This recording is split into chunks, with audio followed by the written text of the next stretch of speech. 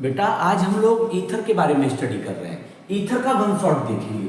Ether का जो functional group होता है वो O रहता है, O बॉन्ड। इस पर दोनों साइड एल्काइल ग्रुप जुड़े रहते हैं। तो जनरल फॉर्मूला जो लिखा जाएगा ईथर के बारे में वो क्या होगा बेटा? ROR होगा।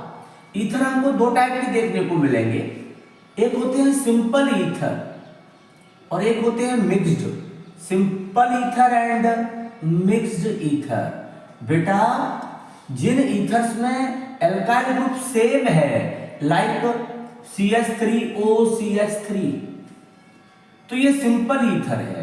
लेकिन जब एल्काइल ग्रुप डिफरेंट है, डिफरेंट एल्काइल ग्रुप है तो ये मिक्स्ड ईथर है।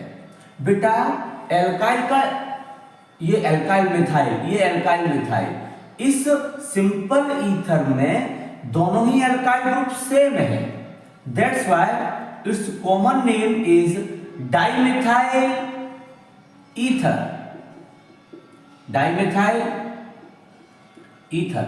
जब भी कोई सिंपल ईथर होगा तो उसका कॉमन नेम डाई एल्काइल करके आ जाएगा, क्योंकि दोनों ग्रुप एक जैसे होंगे। तो यहां पर भी देखा जाए तो डाई इथाइल, दोनों इथाइल है, ये भी इथाइल है, ये भी इथाइल है, डाई इथाइल ईथर। लेकिन यहां पर अगर देखा जाए तो ये इथाइल है, ये मिथाइल है, दोनों सेम नहीं है। तो यहां पर क्या करेंगे, पहले अल्फाबेटिकल E से इथाइल स्टार्ट होगा, M से मिथाइल।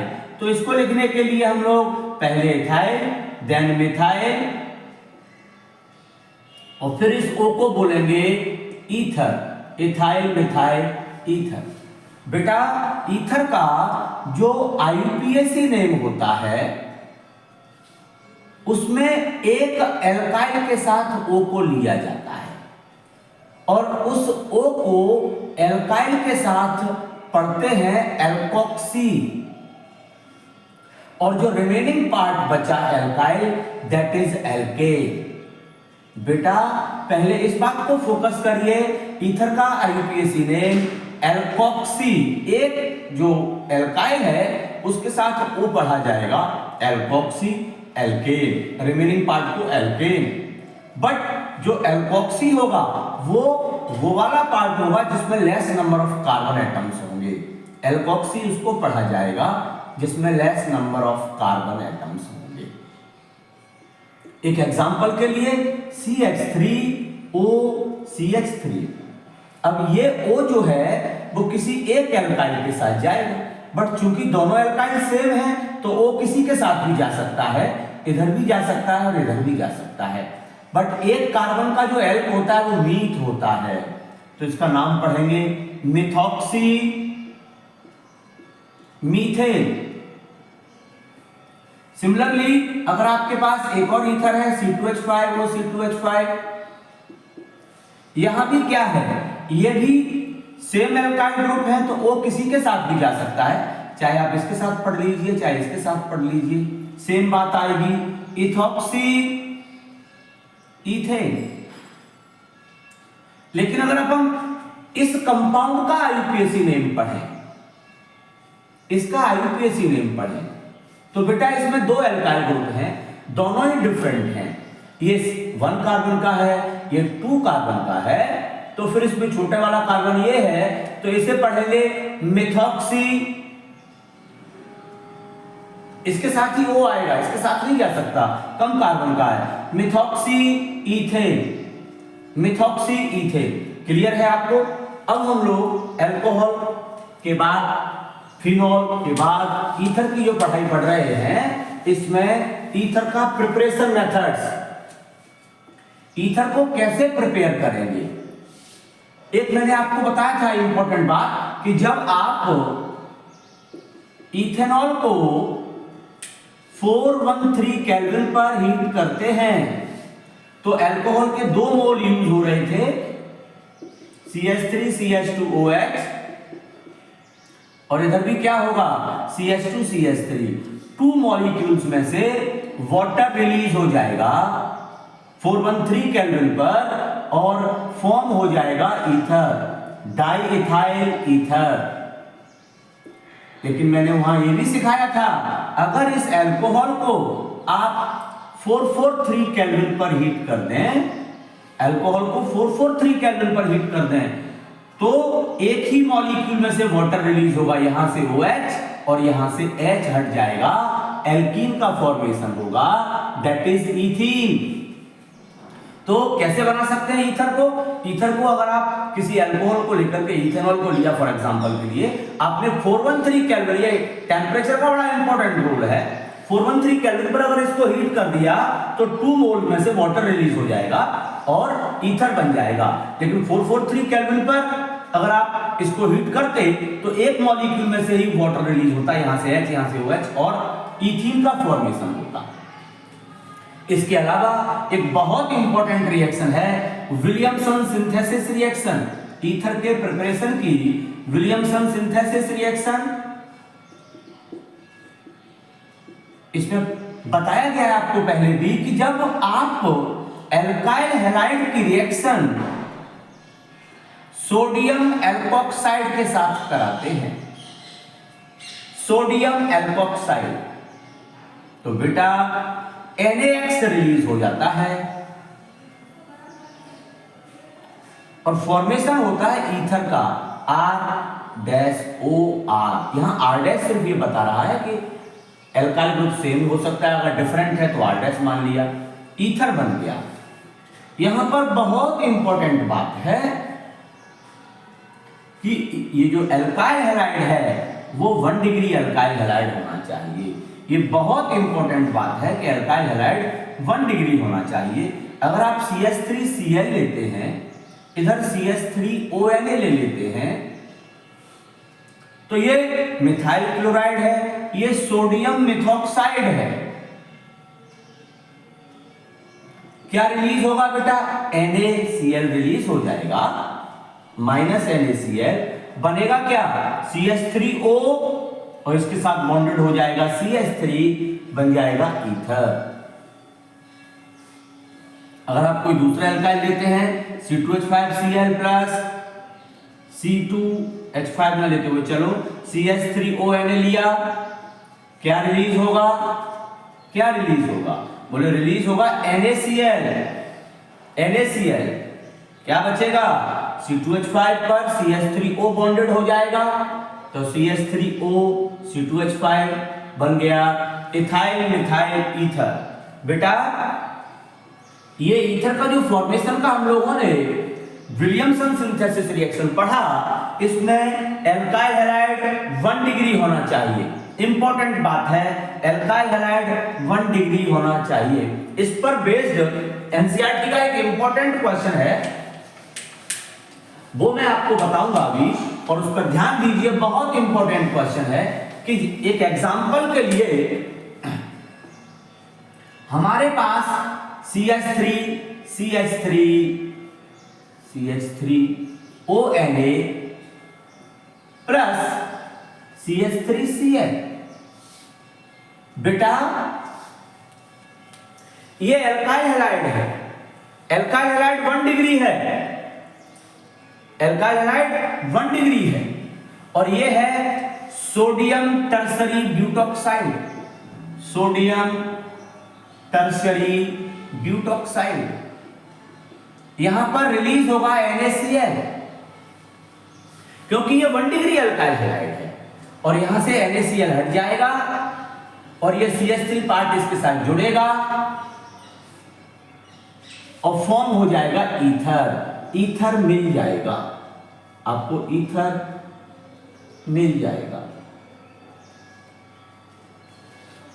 लेकिन बेटा अगर आप इसको 3 डिग्री कर दें, ONa यहां ले लें, Cl को यहां ले लें, इंपॉर्टेंट है बात, ध्यान से सुनिए, ONa यहां ले लें, Cl यहां ले लें, तो आपके पास क्या कंडीशन बनेगी? CH3 अब ये एल्काइल हैलाइड 3 डिग्री हो गया और ये हो गया सोडियम एल्कोक्साइड।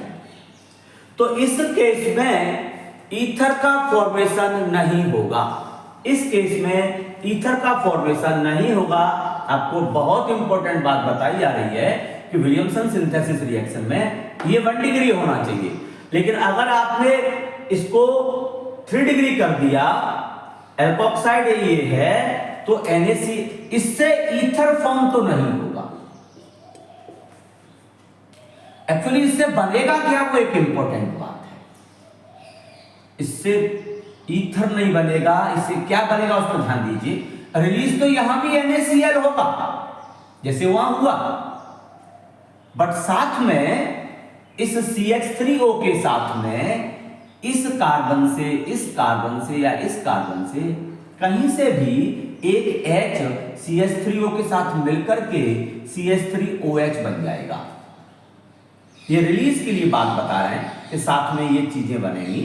यहां पर तो NaCl बना था, ईथर बन गया था, लेकिन यहां पर NaCl बनेगा और साथ में क्या बन जाएगा, NaCl बनेगा और साथ में क्या बनेगा कि अल्कोहल भी बनेगा। तो बचेगा क्या हमारे पास, CH3। सपोज यहां से H आ गया तो यहां पर रह जाएगी 2H।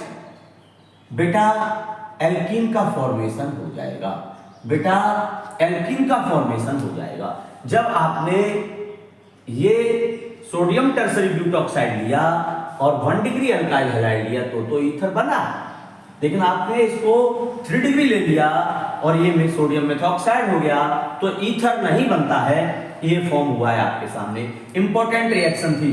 तो क्वेश्चन आता है कि अगर आप ये बनाना चाहते हैं तो क्या ये ले सकते हैं, नहीं, यही लेना पड़ेगा आपको।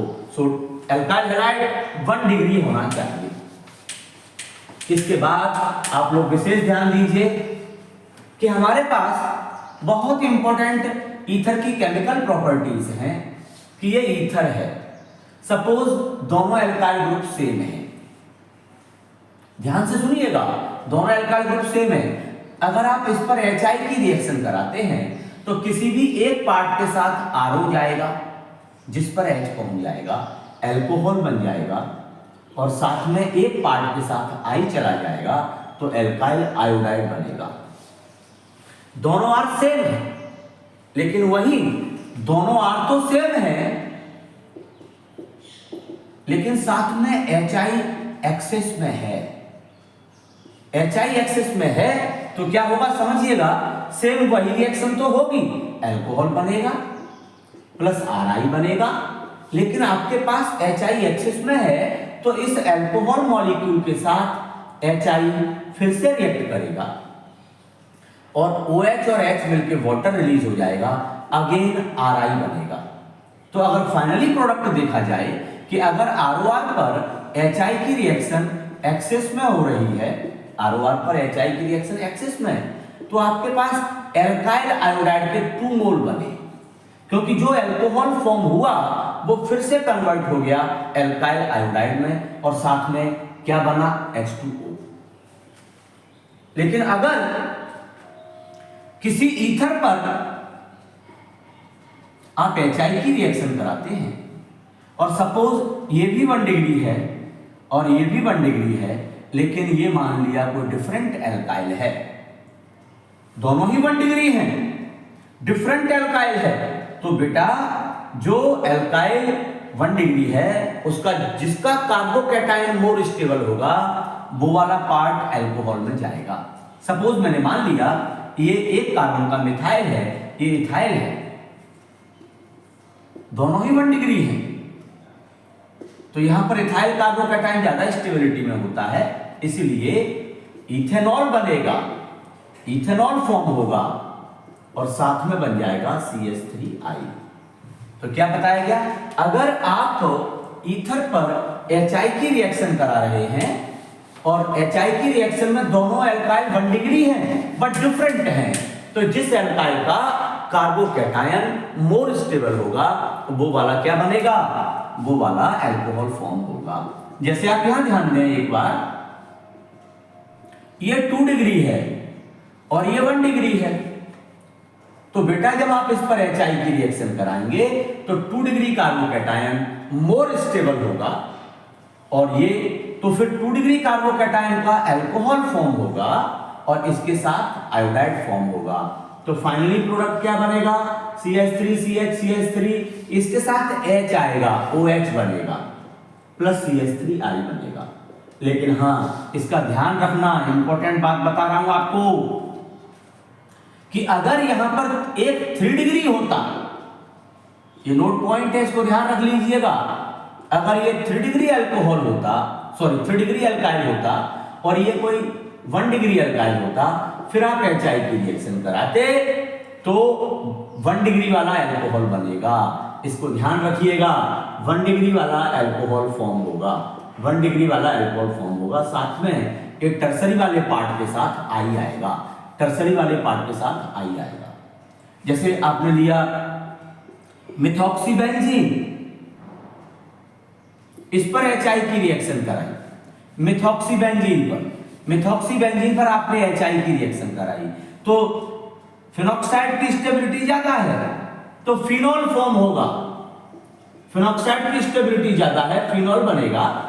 साथ में आप मिथाइल आयोडाइड पाएंगे, CH3 के साथ आई जाएगा, मिथाइल आयोडाइड बनेगा।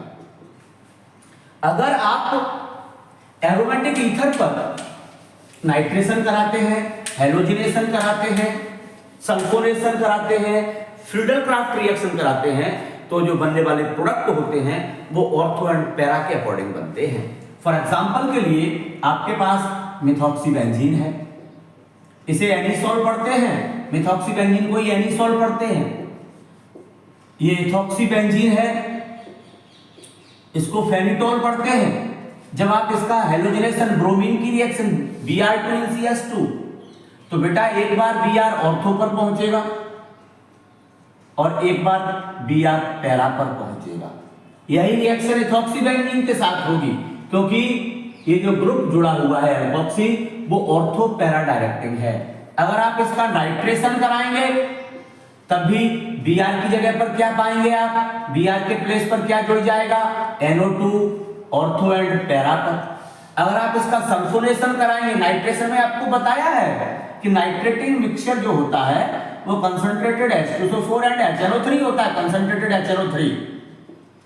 जबकि आप सल्फोनेशन कराएंगे तो कंसंट्रेटेड H2SO4 लेते हैं और उस पर जो SO3H जुड़ने वाला पार्ट होगा वो एक बार ऑर्थो पर जुड़ेगा और एक बार SO3H जुड़ता है, सल्फोनेशन हो गया, एक बार ऑर्थो पर और एक बार पैरा पर जुड़ जाएगा। बेटा अगर आप इस पर फ्रीडल-क्राफ्ट रिएक्शन कराते हैं, फ्रीडल-क्राफ्ट रिएक्शन, सपोज आपके पास इथॉक्सीबेंजीन लेके चल रहे हैं अपन, फ्रीडल-क्राफ्ट रिएक्शन में आपने पढ़ा है अभी तक 2 टाइप के रिएक्शंस होते हैं कि Friedel-Crafts alkylation, Friedel-Crafts alkylation and Friedel-Crafts acylation. Acylation जो फ्रीडल-क्राफ्ट रिएक्शन है वो एनहाइड्रस AlCl3 की प्रेजेंस में होती है। जो फ्रीडल-क्राफ्ट रिएक्शन है वो किसकी प्रेजेंस में होती है, एनहाइड्रस AlCl3 की प्रेजेंस में होती है। अगर आप इस पर CH3Cl जोड़ते हैं तो एक बार CH3 ऑर्थो पे जाके जुड़ेगा, OC2H5 तो है ही, एक बार CH3 ऑर्थो पे जुड़ जाएगा। सिमिलरली एक बार CH3 पैरा पे जाके जुड़ जाएगा। सेम यही रिएक्शन अगर एसाइलेशन के रूप में देखा जाए तो आप CH3COCl लेंगे तो एक बार CH3COCl का में से जो COCH3 पार्ट है, जैसे अभी मिथाइल जुड़ा, यहां भी मिथाइल जुड़ा, एसाइलेशन में CH3 नहीं जुड़ेगा, COCH3 एक बार ऑर्थो पे जुड़ जाएगा और एक बार पैरा पर जुड़ जाएगा। स्टूडेंट्स बिल्कुल भी डरना नहीं है, बोर्ड आने वाले हैं। मैं आपको जो वीडियोस दे रहा हूं, वन शॉट दे रहा हूं, आप इनकी थ्योरी पढ़ें और ज्यादा से ज्यादा क्वेश्चन लगाएं और आप बहुत अच्छे मार्क्स पाएंगे। थैंक्स।